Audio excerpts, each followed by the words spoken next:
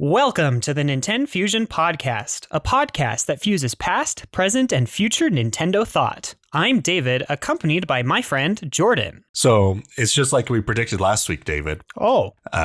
Pokemon had a trailer for the new generation this week. And we called it last week that this week would be the week that we would get Pokemon news. Right. We did think that there was going to be a whole Pokemon Presents, but this was just a trailer. So, I mean, it's still news, so I still count that as a win for us. Yeah, I guess it really just means that there's not really any other Pokemon projects coming out this year. And I can't think of anything coming out this year off the top of my head. They haven't announced the new Detective Pikachu, which is the one that's always on the back burner of like the rumor mill and all that. But right. And also, we haven't gotten an update to Pokemon Sleep in so long that I think that project is dead. Yeah. So this is basically all the news we would have gotten anyway. As far as the generation go, it went exactly like we said it would. The trailer would go.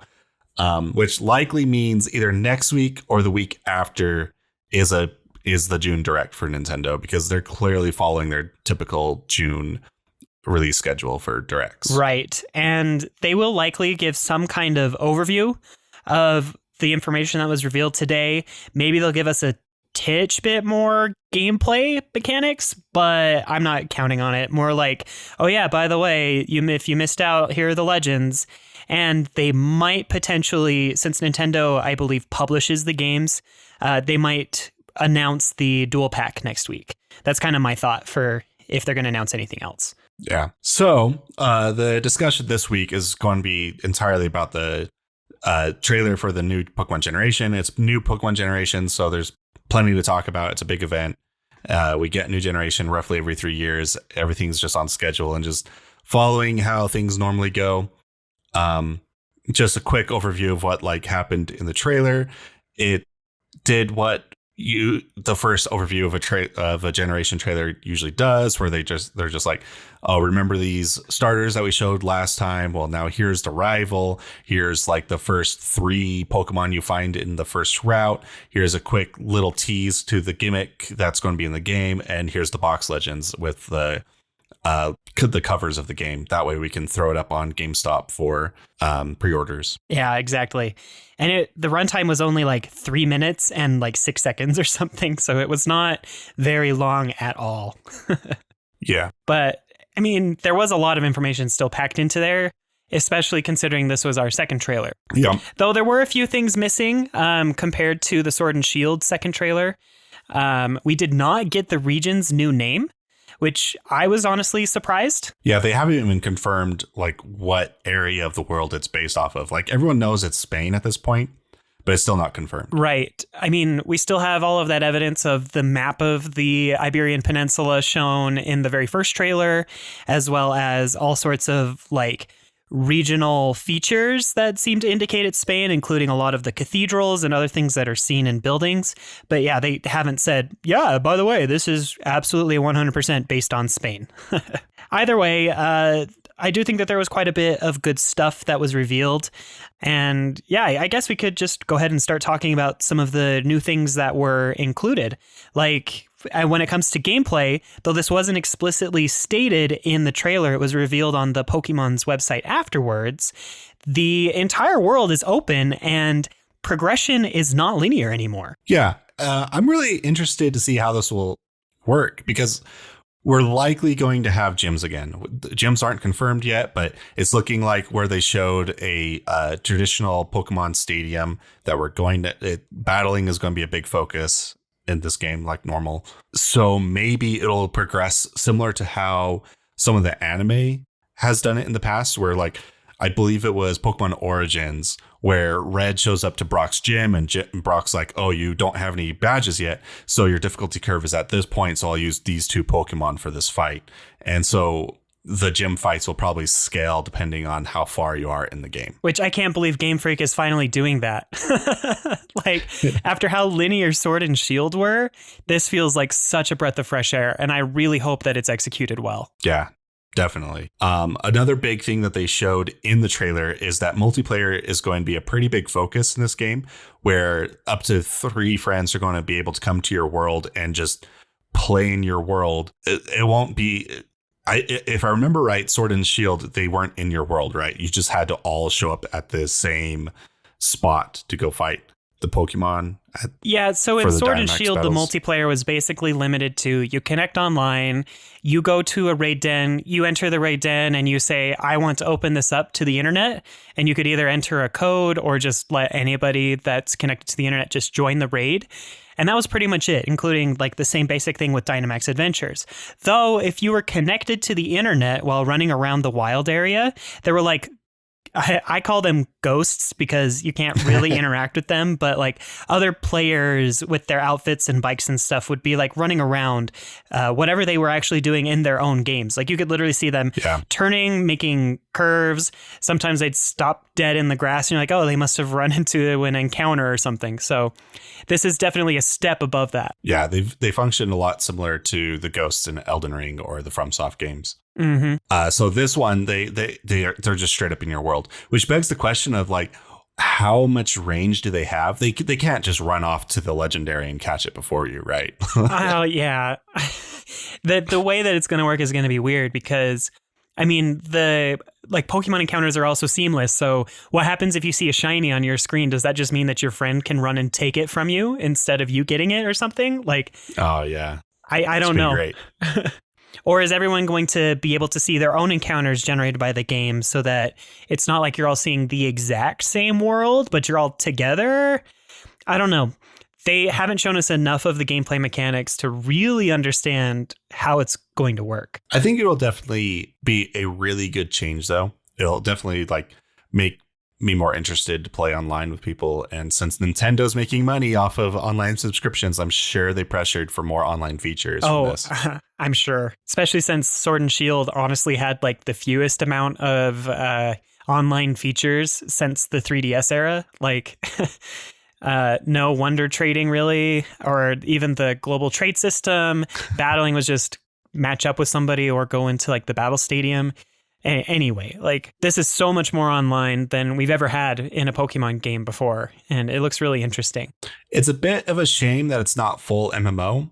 Yeah, but I'll still take 4 people. The big question is, will randos be able to like invade your world or something, aka like the Dark Souls games? That would be pretty nice, where you can just straight up invade people's worlds and force them into a battle. That would honestly be so cool. Just running around and just crushing people with your own team of, you know. Well, they'd likely have to like match you up against people at your same party level. Yeah, that's fair. But you could definitely like prey on people who are trying to run back to the Pokemon Center and then just end their Nuzlocke. Oh, that would be so awful if you're a Nuzlocke runner, though. But it would also be such a fun challenge. That'd be so cool. I've seen some speculation that the new Pokemon Centers, since they seem to be scattered all over this new like open world kind of field area, that might be the place where you initiate the 4-player stuff. Where it's not just like, you know, you press the X button and it opens up a magic menu where you can then invite people, but they have to like travel into your game through the Pokemon Center, kind of like old games used to handle trading and stuff. I don't know if that's entirely true, but I'm a bit worried that it's going to behave like a really large open area or wild area, like in Sword and Shield, where the towns are still separated from the wild areas and you can't have like friends enter into that, and all the multiplayer stuff is exclusively, or it's exclusively just for the wild area basically, and the wild area is just way larger and doesn't have different zones. Right. They didn't mention anything about story progression and such in the little tiny paragraph they gave us on the official website. Like they mentioned you can explore new Pokemon in new areas, but they didn't specifically mention any of that other stuff. So yeah, I can see them limiting that, which is kind of a shame. It's like, oh, you can't enter the town. Sorry, they all have to leave. And then they just immediately disappear as you go fight the gym or something. I don't know. Yeah. And a lot of people were speculating before this trailer that it would have a lot of similarities to the Arceus game. And it doesn't look like that's the case. It's just traditional Pokemon gameplay, traditional fights, and traditional catching mechanics. We don't know if there's wild or random wild encounters yet. They probably have axed that, and everything is just initiated in the open world. But other than that, it's traditional Pokemon, right? Which is fine. I like traditional Pokemon. Like Arceus was great, but there was a certain level of depth that traditional Pokemon has that Arceus was kind of missing on. Exactly. Such as like items and abilities. Oh yeah, items and abilities being the big thing, as well as like just the standard excuse me, like the standard like status conditions, even like all that stuff was kind of just missing from Legends Arceus. I will say though that it does look like wild battles are seamless transitions, so no more crazy music with a black screen. Yeah. So that's nice. The battles can happen anywhere. And the backgrounds look like they're more basically the backgrounds in the actual game.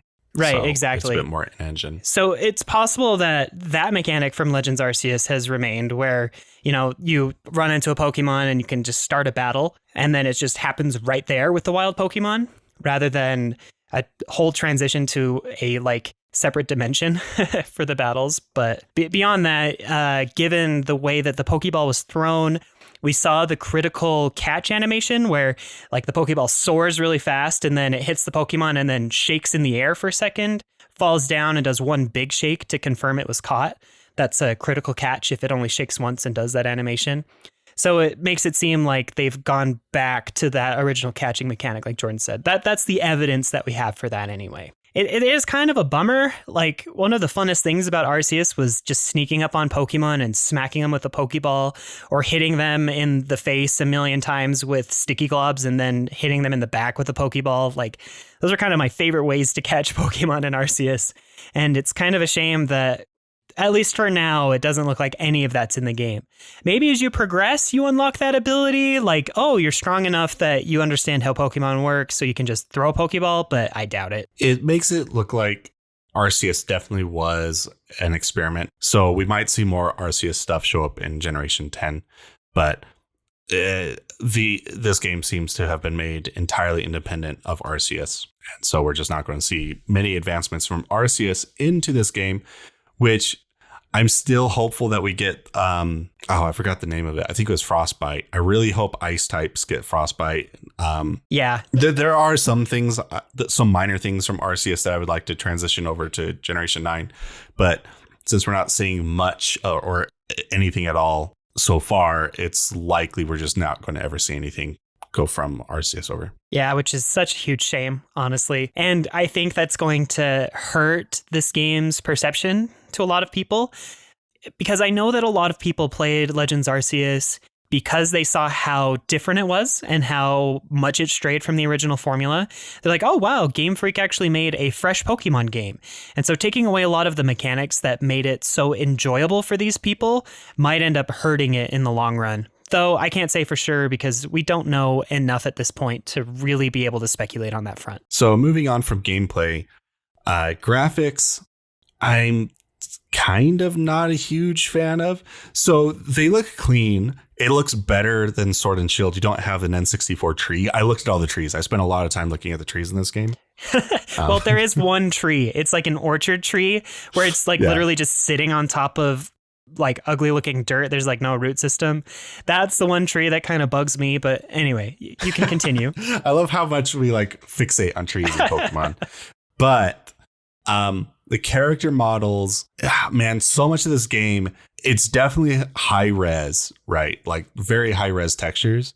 It just looks too clean. It feels like a free to play mobile game, sort of like Pokemon Go with its art style. But the art style is better than Pokemon Go's because Pokemon Go's avatars look awful.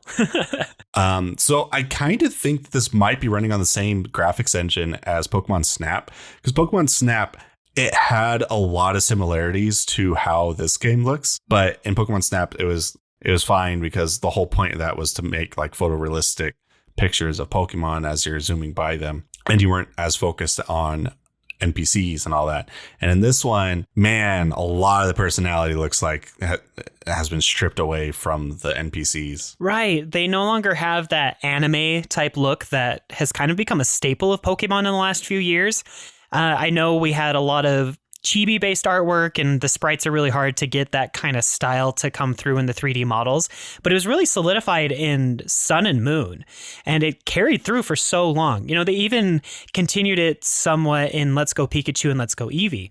And it's honestly a shame to see that they've removed that more stylistic version of characters. I don't know. They look a lot less like Pokemon characters to me. But what's really funny to me is that the official art of the characters looks more in line with the original Pokemon art style. It's just the way they've translated that into new models, just it looks off.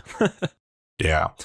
And in my opinion, if they're going to get rid of the anime style altogether, I would have liked for them to go like full on, because the box legends on the box art, they're still the anime style. Right. And it's really the only anime stuff that still is in the whole game. And I would have liked it if they went the extra step and just said, all right, we're getting rid of the anime stuff anyway.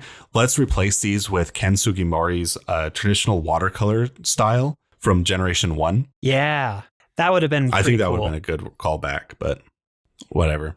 Yeah, I know they go for those like more filled in colored, non-watercolor digital art stuff for Pokemon renders now, because that's been the standard since Gen 3. But it would have been really cool to see the new Pokemon in the new style. Though it makes me wonder if Game Freak feels like they can't go back in that direction simply because they'd have to recolor every official render of a Pokemon in that style. And at this point, there are, like 600 of them that have never been drawn in that original watercolor style. So maybe that effort just isn't worth it to them. I don't know. Maybe. I was just thinking just for the box art, though. Well, yeah, for the box art, that would have been really quite cool. But yeah, I mean, graphics aside, like, I think that it looks fine. We also have to consider that there are a couple of layers of compression when it comes to uploading a YouTube video.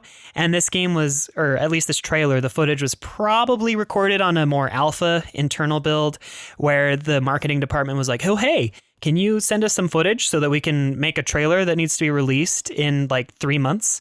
And so they made the build, had a freestyle camera, tried to make some good looking shots, and then sent that video over. That video then gets rendered and compressed and then uploaded to YouTube, which further compresses it because, you know, the internet. And anyway, I think that's potentially one of the reasons why people are like, it looks so muddy in this way. And it's really hard to make out any detail in the larger or farther away shots. So I imagine that when we have the game in our actual hands, or even as we get closer, more and more of it will look better and more refined and polished. But anyway, I just wanted to bring that up because sometimes people are like, oh my gosh, it looks awful and it's going to forever be awful, when, you know, we're still months away from its release. There's still time for polish. And anyway. Yeah. I mean, it looks fine. Yeah. It looks fine. It just, I feel like they've taken away a lot of the personality by taking away the stylisticness of Pokemon. And it just feels like an Unreal Engine asset flip almost. But whatever. It's still high res. It'll be fine. What really matters is how the game runs. Yes, I agree. If the game went for this new style and is chugging at like 15 frames per second, then I will really complain. Anyway, I think it looks good. It does make me appreciate Legends Arceus more, though. Honestly, yeah, the characters in Legends Arceus all look really great. They had that original style.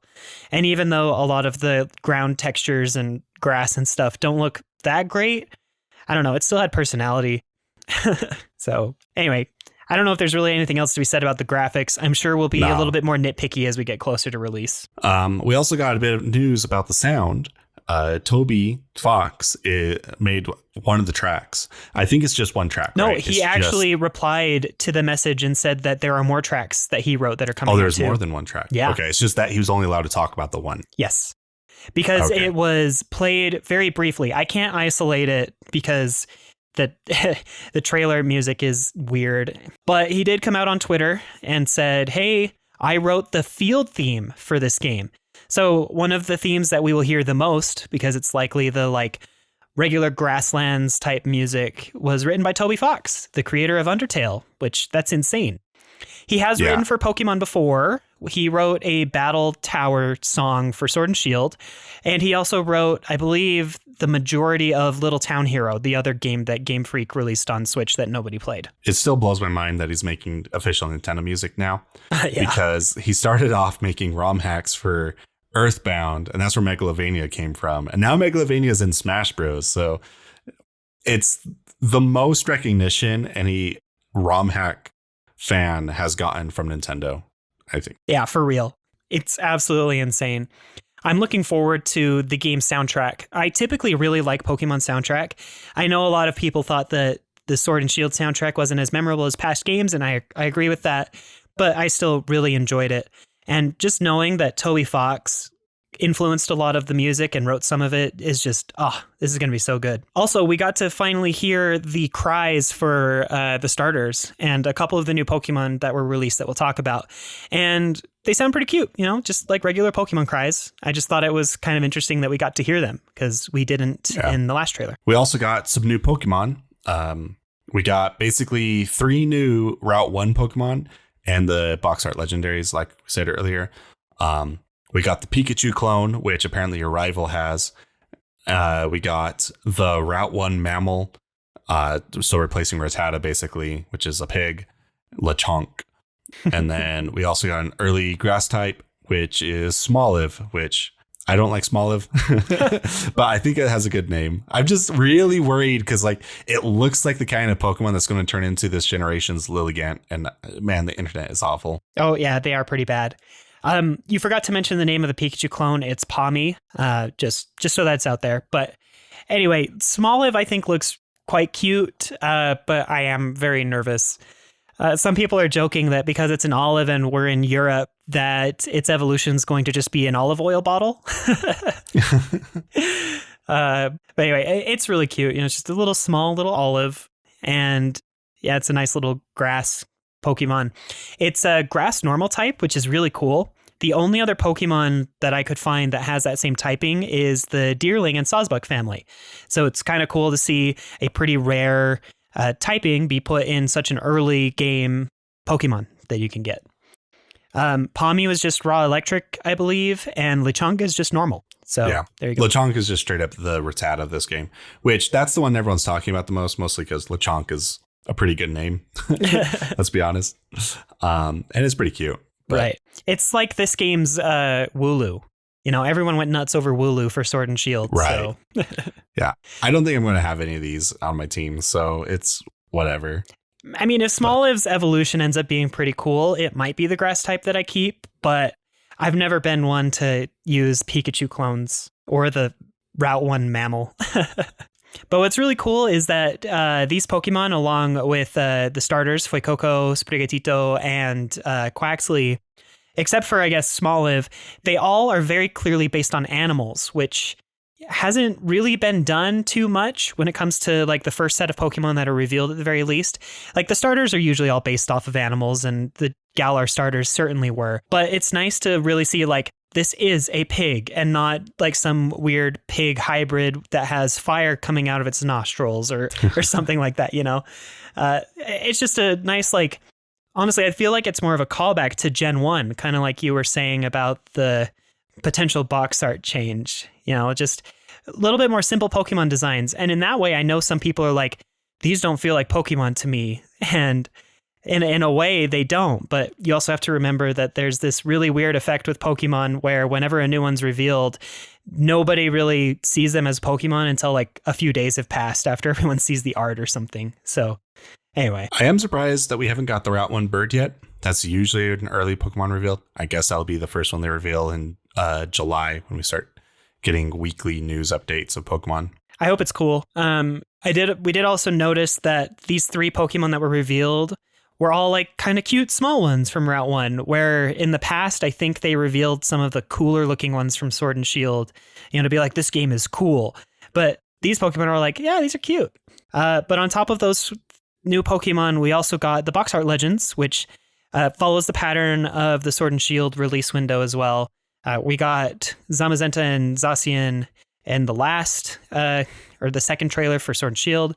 And this time we got to see Koraidon and Miraidon, which are both kind of lizards or Komodo dragon-y looking Pokemon. and I think they look pretty cool. I don't know what you think.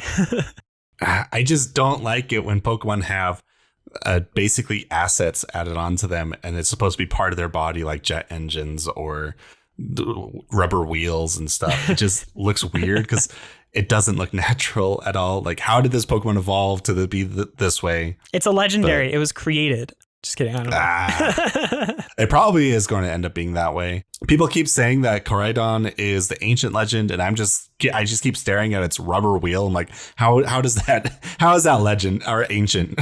Like, it's got rubber on it. I mean, we know that past Pokemon civilizations were very techno savvy, so who knows?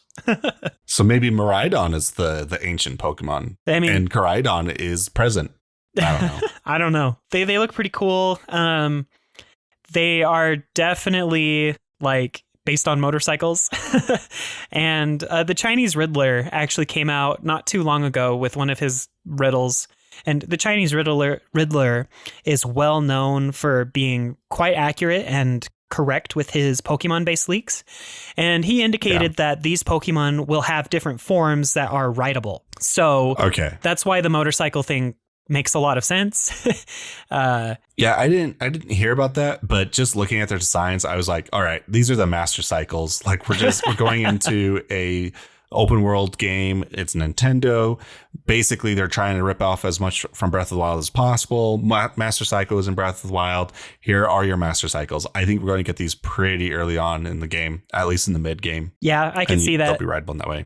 I mean, that's typically what they do with modes of transportation in these games. Like, you walk around for a while, then you would get like a ride Pokemon or the basic bicycle fairly early, usually mid-game. So, I mean, it would make sense. It's kind of weird, though, that like the box art legendaries would be collected mid-game, but considering they are for writing purposes, I could see it happening. Well, they could do like Latios and Latios thing from Oris, where that's very true. You didn't actually have them, but they would just show up to help you out anyway. We had a lot of rideable Pokemon in that regard in Sun and Moon as well. Yes. And also in Arceus. So that's just kind of how Pokemon does it. So they'll likely just be around. They'll come and help you out. And then eventually you'll catch them in the late game and force them to work for you. Yeah. If that's the case, though, if these are your rideable Pokemon, I don't normally use legends. I throw them in the box and I'm just not interested because they're too overpowered. But this might be the first Pokemon game where I actually choose the game based off of the box legends, because I'd rather ride a bike with jet engines than a bike with rubber wheels. Yeah, I don't know which one I want to make my main save, because I'm definitely getting both. I've already pre-ordered both games, but like Violet just seems so cool. But then again, if like you choose Violet because of the jet engine lizard, then I might just go Scarlet, because I tend to pick the one that my friends aren't really going for, because I honestly don't really care too much, especially when I have both. Well, in this game, it's going to matter the most, too, because it actually has more multiplayer features. True. Also, it was a bit ambiguous of whether or not we're going to start with all three starter Pokemon. Everyone's saying, well, it was probably just like part of a cutscene or something, and you don't. But in the trailer, she says, your rival asks, are you these three's trainer?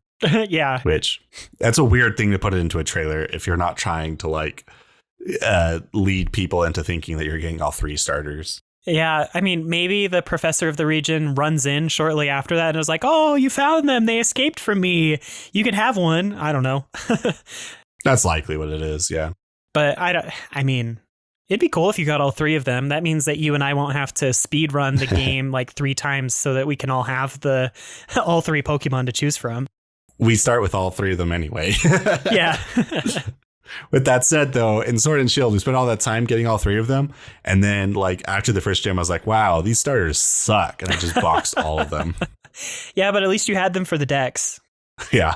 So that's mostly what I care about. I think I only used Inteleon and I boxed the other two in that playthrough. But honestly, I don't remember. I don't even know if I still have those Pokemon. They might be my Living Dex copies of that. Anyway, totally different aside. But anyway, it will be interesting to see if we do get those 3 starters or not, because it is really, really confusing, which these trailers always are when they don't show enough information, just a little bit. Anyway. Yeah, Pokemon Company is really weird, and they just make really ambiguous trailers, and everyone's like, oh, are they doing something different? And then they never do anything different. It's always the same thing anyway. So I don't even know why they make the trailers ambiguous, but yeah, it really interesting. They just like setting expectations a bit too high, I guess.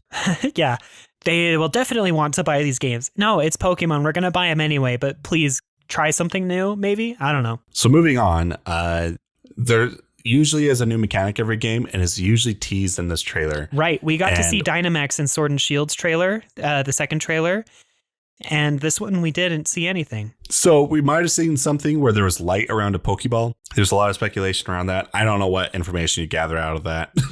Yeah, it was weird. It was like a crystal structure or like cracked glass. I don't know. It's hard to tell. I don't know. With this kind of pseudo theme of ancient versus future, maybe we're going to see ancient and future forms, and we'll get those instead of, say, regional forms. And then maybe like your starters, depending on which game you get, their final evolution is dependent on what game it is. So you get like an ancient or a future form of your starter.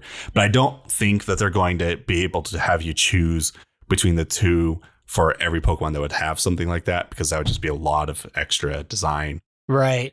Yeah. I mean, it could be a lot like Mega Evolution in the way that only a handful of Pokemon have that kind of split evolution. I guess they did that with Gigantamax Factor as well. I don't know. It's a really hard thing to pin down exactly how it would end up working too. Though I will say, Jordan, I forgot to mention this to you, but when you shared that with me, I shared it on another Pokemon server, and somebody ended up replying and said, oh, someone that leaked like yesterday the actual names of the box art legends said a very similar mechanic was also part of the game. So I don't know. Take that with a grain of salt. I should start getting into fake leaks. Because I keep seeing all these like, oh yeah, little rideable Pokemon and ancient new forms or whatever. I've just been playing Pokemon too long. I read Game Freak's mind.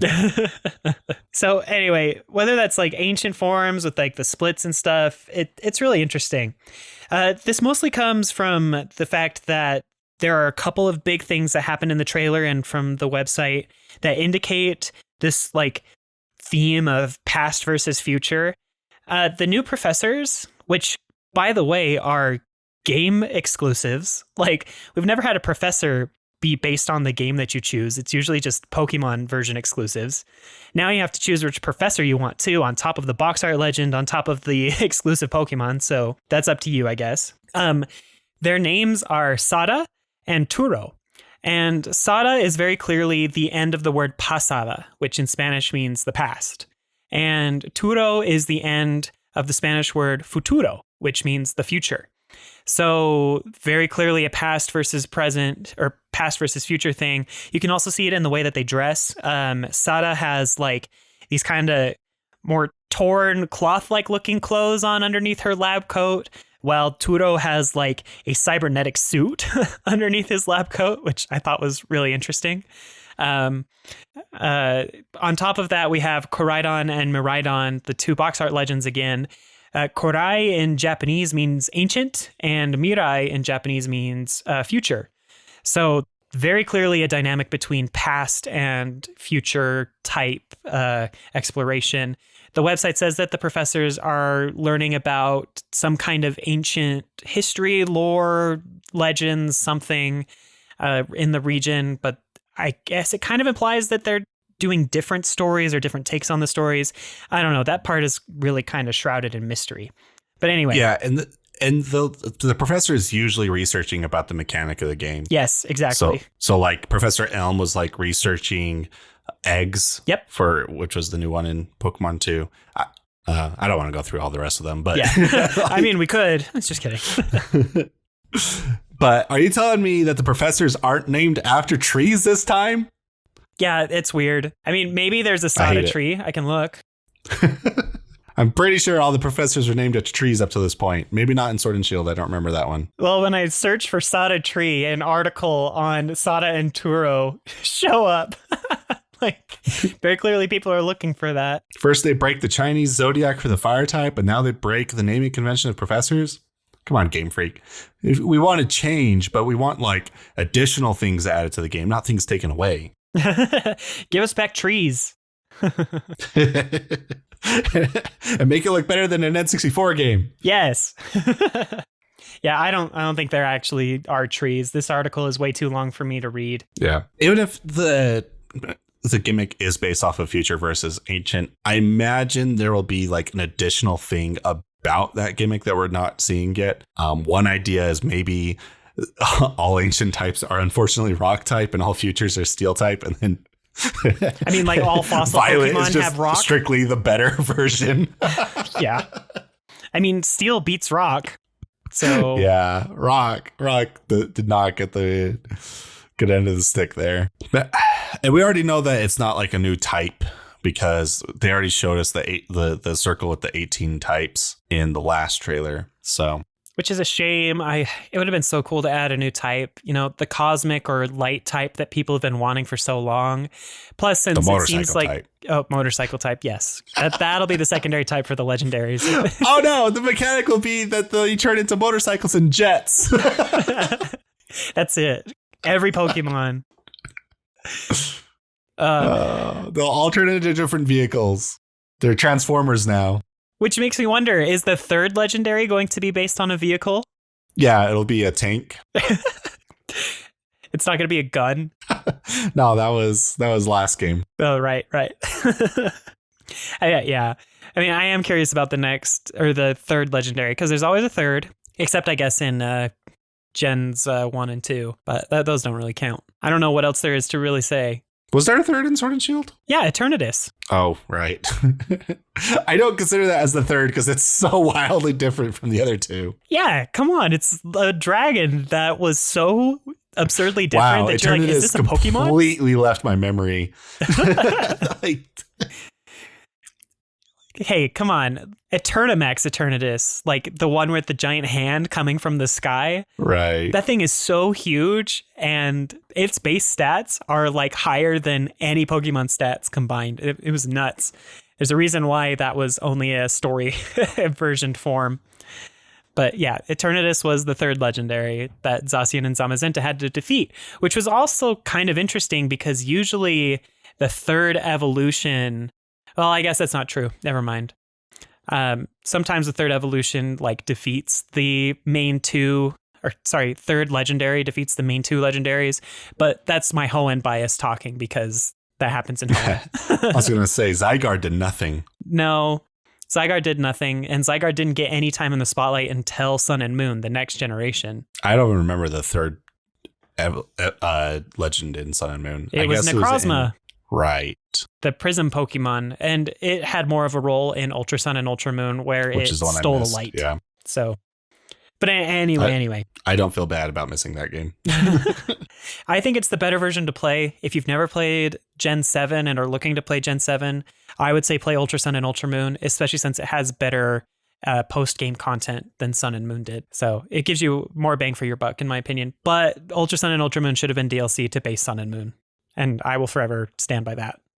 All right. Anyway, back to Scarlet and Violet. I don't know if there's much else to say about the mechanic. I'm sure we'll get a lot of, analysis where they're looking at 4 frames of the trailer for an hour. I don't know. I think the third big trailer will go pretty heavily into the new mechanic.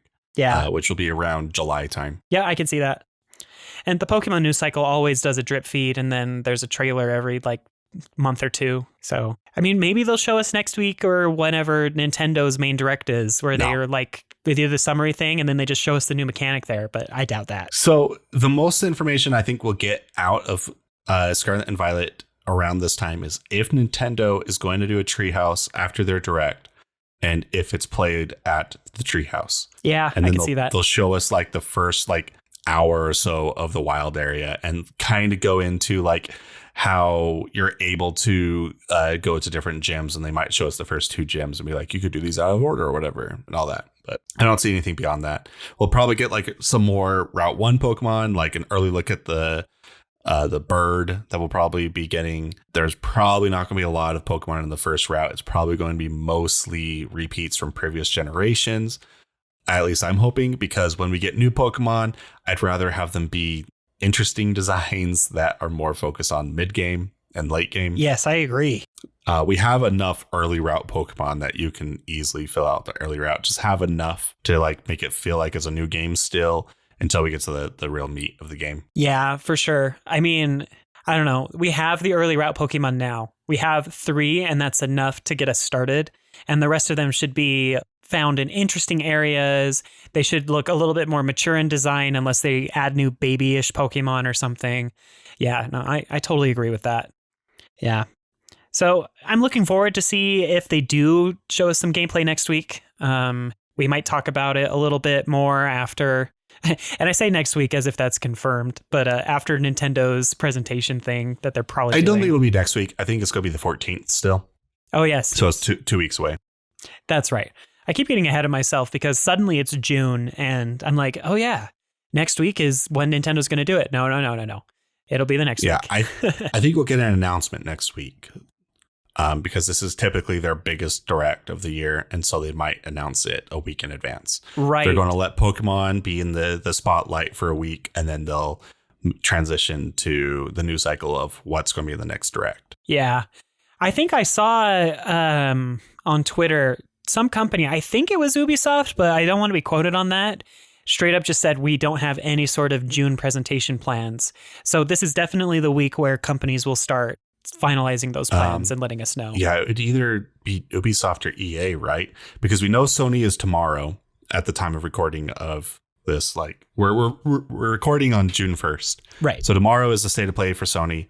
And the 12th is Microsoft, and we're assuming that the 14th is Nintendo. And since Bethesda's now tied in with Microsoft, that really only leaves Ubisoft and EA. And I don't think EA has any intention of ever doing these big reveals anymore, especially since they already revealed like their big game this year with what was it, Star Wars Survive or something. I don't remember. I don't know. It was the sequel. It was a sequel to Fallen Order. Yeah, I think it was Ubisoft, if I remember correctly. But anyway, we'll probably get an announcement from Nintendo very soon, and that announcement will either be yes, we are doing something, or no, we are not doing anything.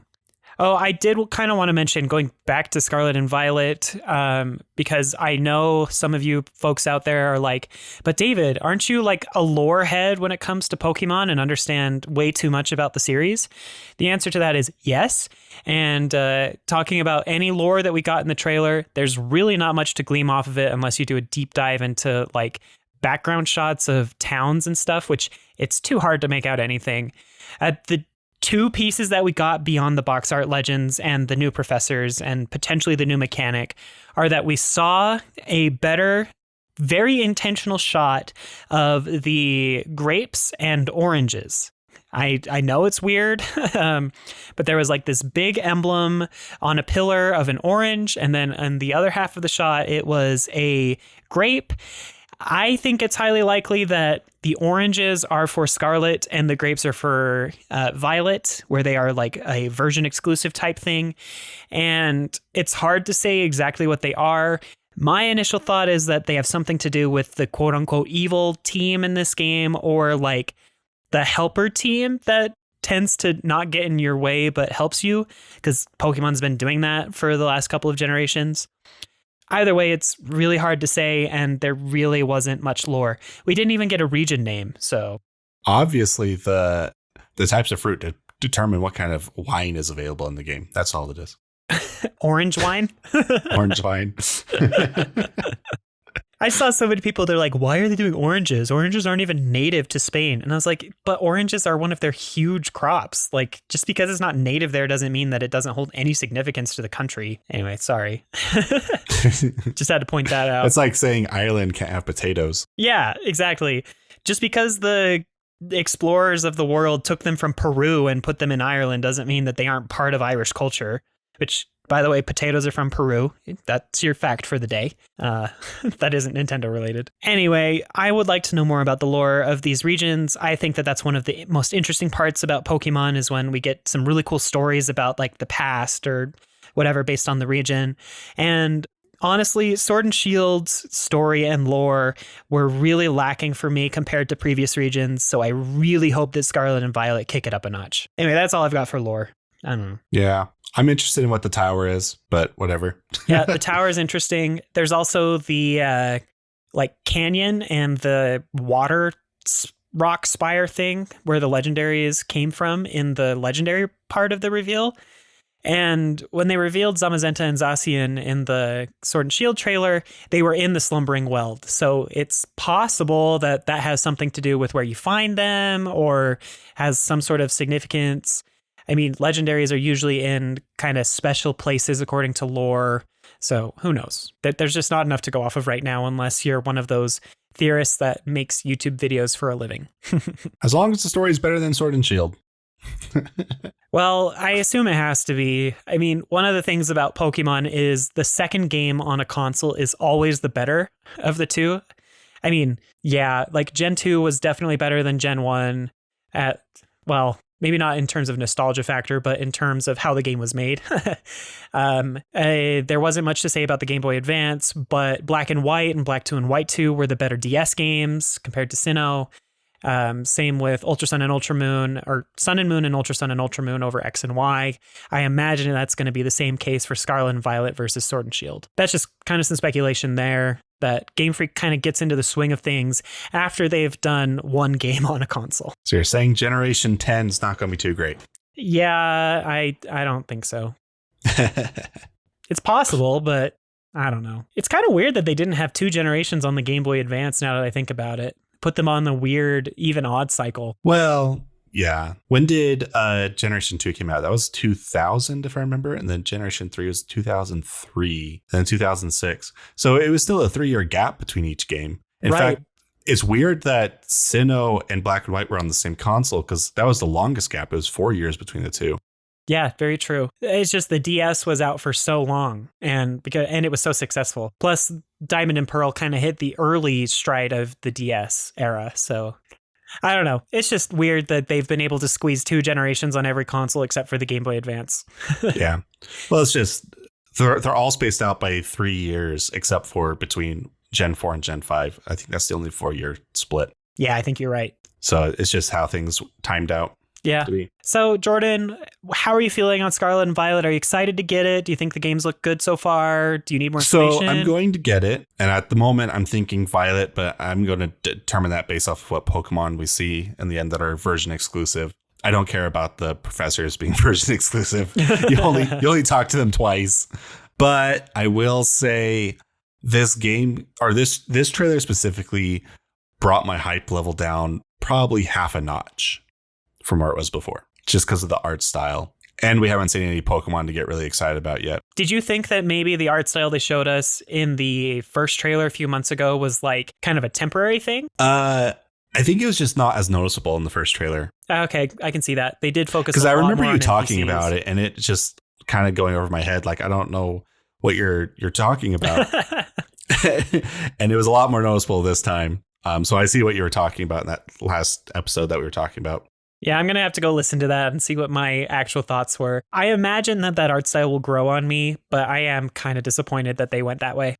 Whatever. But beyond that art style stuff, like, is there anything else that you need to know more about before you're like really into the games or something? Well, I need my bug Pokemon. Oh, yes. I need them to show me my new flagship bug Pokemon.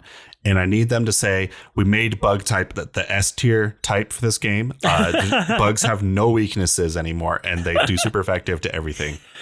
Oh, that'd be something, wouldn't it? Though it makes me wonder why Orbeetle was released last gen when it's very clearly like a UFO futuristic Pokemon. It could have worked perfectly for this gen. Let's be real. Pokemon's theming is more of sub-themes. They're not really like the main themes of the games. Yeah. You're right. I mean, I can echo a lot of your sentiments about the games. I am really looking forward to them because a new Pokemon game is just exciting to me. Like I said, I'm disappointed that this is the final direction for the art style.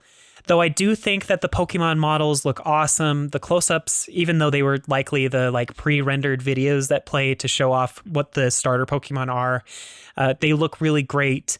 Sprigatito looks absolutely adorable, and I will probably choose Sprigatito as my like main starter if we have to make that choice.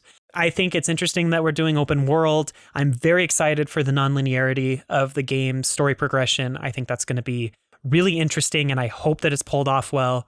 I will say, though, that I am nervous about how the whole story itself will play out with the nonlinearity. Considering Sword and Shield was a very linear game and the story just did not do it for me, it makes me worried about how an open world is going to just not work for Game Freak storytelling. Yeah, they might just not even try this game. That's my guess, honestly. They're just going to just not even try. I hope that we're wrong. I hope that the story is really good and they go back to storytelling like they did in like Black and White and even Sun and Moon to a degree. The Sun and Moon story at least had some really great villain and character development. But I mean, I still think that Black and White story is still like the top tier of Pokemon storytelling, which is so long ago. They tried. Yeah, they actually tried. They put effort. Anyway, I think the new legendaries look pretty cool. They are going to take some time to sink in. Yes, I do agree that they have those accessories that are just like kind of weird for a Pokemon, but I think they'll grow on me. I like a lot of these new Pokemon, and I'm just excited to see where the series goes. I'll probably be a Pokemon fan forever, no matter what. So I don't know, but that doesn't mean that we can't criticize Game Freak. Okay. Just because we are going to buy the games and just because you're going to buy the games, listener, doesn't mean that you can't look at something and say, I wish they would make this better. Honestly, we criticize it because we're interested in it. Exactly. I don't criticize Assassin's Creed because I don't even know what's going on in that series. Right, exactly. I mean, the Pokemon media brand is worth like over $100 billion. They stopped reporting the amount of money that they make in 2019 because it was getting to be too much.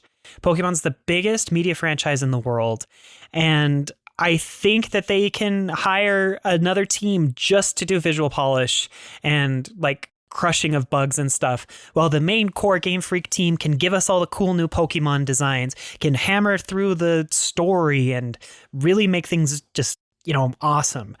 But I don't know. I don't know if Game Freak will ever do that. People will buy Pokemon forever because it's Pokemon and they continue to make games and they continue to sell well.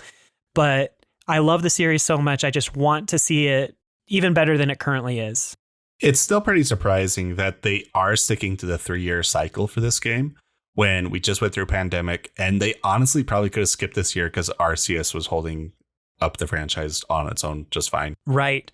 Though we also have to remember that Pokemon is a global machine where they have multiple moving pieces like the card games, the merchandise, the like Pokemon Center theming, the anime, all of that relies on Game Freak, who very clearly has like the creative rights to making new Pokemon and new regions. It all depends on their next generation of games to keep those pieces moving with new content. So, I mean, I think they could have done a 4-year break, especially since they've done it before. But I guess things were just too far in motion for them to slow down. I don't know. I know Game Freak probably doesn't want to hear this, but it's probably getting to the point where they need to bring on a second team like how Call of Duty does it.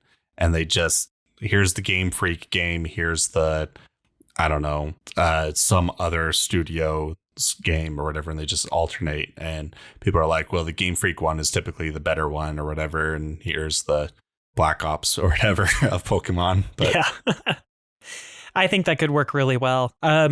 As far as I could tell in like some basic research, it seems like Masuda is the one that is kind of pushing for the Game Freak studio to remain small and to keep small teams on the projects. Like he said in an interview a couple years ago that he would even rather have the teams be smaller than they are because he's worried about too many cooks in the kitchen, or whatever the real phrase he uses was. But Masuda actually stepped down this week from Game Freak as one of their like managers and is now working as like, I think it's a creative consultant for the Pokemon Company International. So maybe with him moving away from Game Freak itself, the management at Game Freak now will feel that they can make the teams larger or something. I don't know. It's hard to say for sure. And I don't know if it's like a company thing that is present with all employees and management, but maybe this is a sign for the future. I don't know. Masada has done a lot of good things for Pokemon, but I'm always excited to hear whenever Nintendo's old guard step down for new blood to come into taking control of the franchises. Right. Like, I think that it was Sun and Moon or Ultra Sun and Ultra Moon where they got like a new set of directors, and the games just felt so vastly different from X and Y, and it was refreshing. So it'd be nice to see more of that happen. I mean, even like Mario Odyssey really benefited from kind of the old guard stepping down as well. Yeah. So it's exciting, I think, to see where the future is going to take us. Again, Pokemon has been a fantastic series. We love it very much, but it'll be really cool to see where it goes in the future. And honestly, Jordan, I think we'll look back on this episode and this part of the discussion and be like, yeah, we were right, or we were totally wrong, and Pokemon has stayed at the exact same level it's always been. I'm going to predict that it stays exactly the same. Pokemon does not change much. There's a reckoning in the rest of Nintendo to change things up and to kind of redesign everything going forward, but I don't see that from Pokemon anytime soon. As much as Nintendo might pressure them, they're just going to keep printing money the way they've always printed money until it stops printing money. And at that point, it might be too late for them to change. I don't know.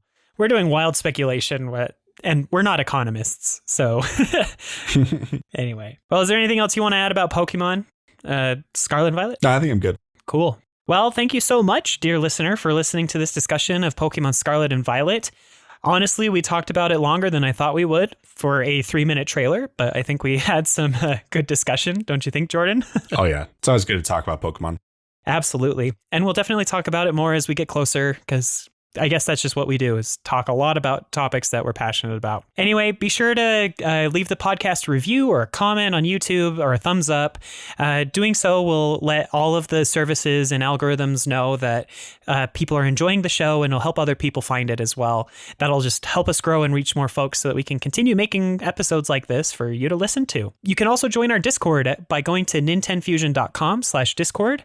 That'll direct you right into our Discord server where you can talk about Pokemon or any other Nintendo topic with us. We'd be happy to have you join our little community. With all of that said, I don't think there's anything else to add. So thank you so much again for listening one more time, and we'll catch you on the next one. Bye-bye. See ya.